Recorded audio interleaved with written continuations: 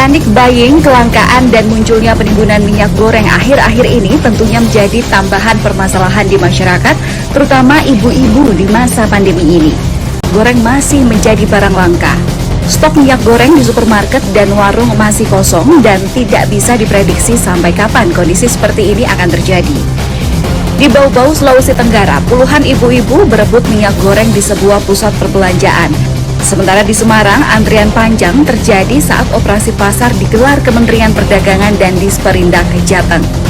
Direktur Barang Kebutuhan Pokok dan Barang Penting Kementerian Perdagangan, Isi Karim, menyatakan terjadinya panik beli atau panic buying minyak goreng sejak pemerintah menetapkan harga Rp14.000 per liter di pasar retail modern.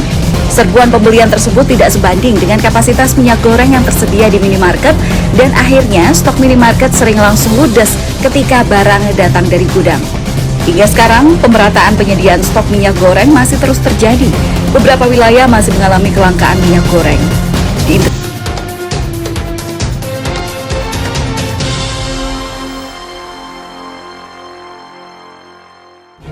Kelangkaan minyak goreng yang terjadi saat ini karena adanya kenaikan dari sisi permintaan demand dan penurunan dari sisi penawaran supply.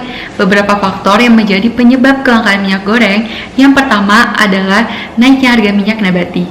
Produsen lebih memilih untuk menjual minyak goreng ke luar negeri dibandingkan ke dalam negeri. Faktor penyebab kelangkaan minyak goreng yang kedua adalah program P30. Program P30 adalah program yang dilakukan pemerintah untuk mewajibkan pencampuran 30% diesel dengan 70% bahan bakar minyak solar. Yang ketiga, pandemi COVID-19 yang belum berakhir sampai saat ini. Banyak negara-negara di seluruh dunia yang masih mengalami gelombang ketiga COVID-19. Yang keempat, proses distribusi dan logistik. Diketahui produsen minyak goreng hanya ada di beberapa saja, padahal proses pendistribusian minyak goreng sudah tersebar di seluruh penjuru Indonesia. Hal tersebut pula yang mengakibatkan naiknya harga minyak goreng. Selanjutnya dari sisi logistik, yaitu naiknya harga kontainer, shipping atau perkapalan naik. Faktor tersebut yang menjadi pendukung harga minyak goreng mengalami kenaikan. Naiknya harga minyak goreng juga akan mendorong inflasi secara umum. Dampaknya juga akan mempengaruhi beberapa sektor seperti sektor makanan, sektor rumah tangga, dan semua produksi yang menggunakan bahan baku minyak goreng. Oleh karena itu, dampaknya juga akan lebih terasa terhadap inflasi, terutama dari segi IHK. Apakah terdapat mafia dari kelangkaan dan kenaikan minyak goreng di Indonesia? Jawabannya adalah iya. Mafia atau tersangka dari kelangkaan dan kenaikan harga minyak goreng di Indonesia terdiri dari dua pihak, yaitu pihak pemerintah dan pihak swasta. Dari pihak pemerintah adalah seorang Direktur Jenderal Perdagangan Luar Negeri dengan inisial IWW atau Indrasari Wisnuwardana, dan beberapa dari pihak swasta dengan inisial MPT, Komisaris PT Wilmar Nabati, SM Senior Manager di Permata Hijau Group, dan PTS General Manager di PT Musimas. Kedua belah pihak melakukan korupsi dengan cara mengizinkan dan melakukan ekspor bahan baku minyak dan beberapa produk turunannya tanpa memenuhi syarat yang telah ditentukan oleh pemerintah Indonesia.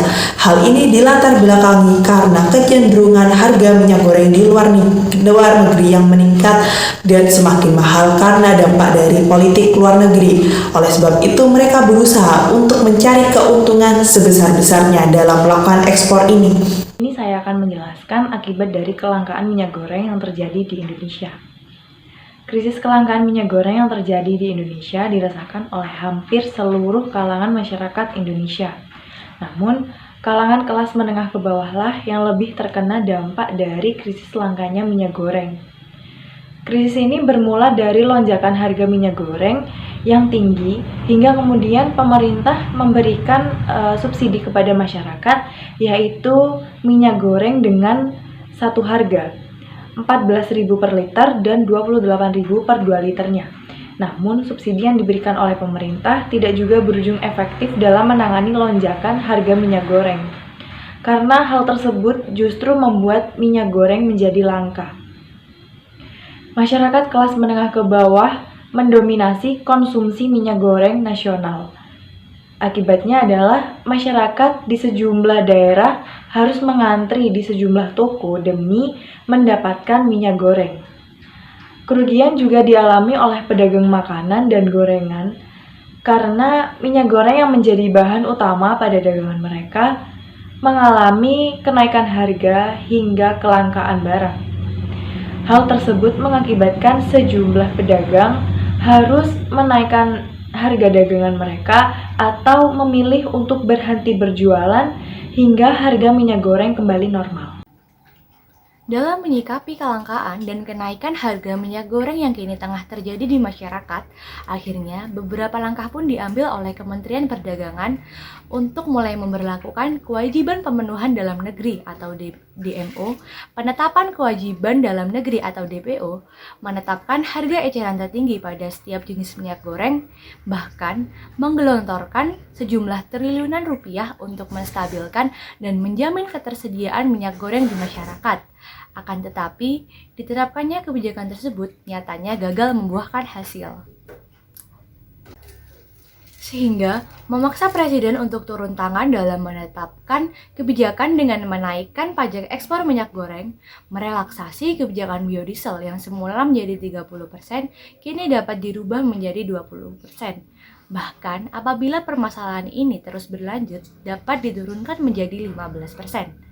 Selain itu, pemerintah juga menggelar operasi pasar berupa pemberian subsidi terhadap jenis minyak goreng premium maupun curah. Namun, diterapkannya berbagai kebijakan tersebut nyatanya kurang memberikan dampak yang signifikan terhadap masyarakat. Pasalnya, sejak subsidi dari pemerintah tersebut diterapkan, mendadak stok dari minyak goreng premium di pasaran mendadak kosong. Seolah-olah stok tersebut telah dipermainkan oleh pihak produsen.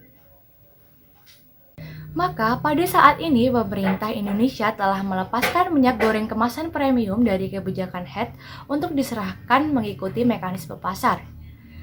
Adanya kondisi tersebut merupakan sebuah wujud ketidakberdayaan pemerintah melawan para oligarki, di mana seharusnya pemerintah lebih tanggap dan sigap dalam mengusut terjadinya kenaikan dan kelangkaan minyak goreng di masyarakat, mengingat pemerintah adalah satu-satunya yang dapat mengatur dan membuat regulasi tersebut.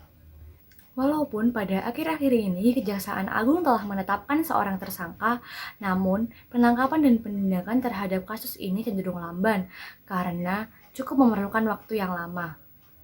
Tentunya, kasus ini akan menyeret sejumlah orang-orang besar. Oleh karena itu, perlu adanya partisipasi masyarakat untuk terus mengawal dan juga mengontrol kasus ini hingga selesai.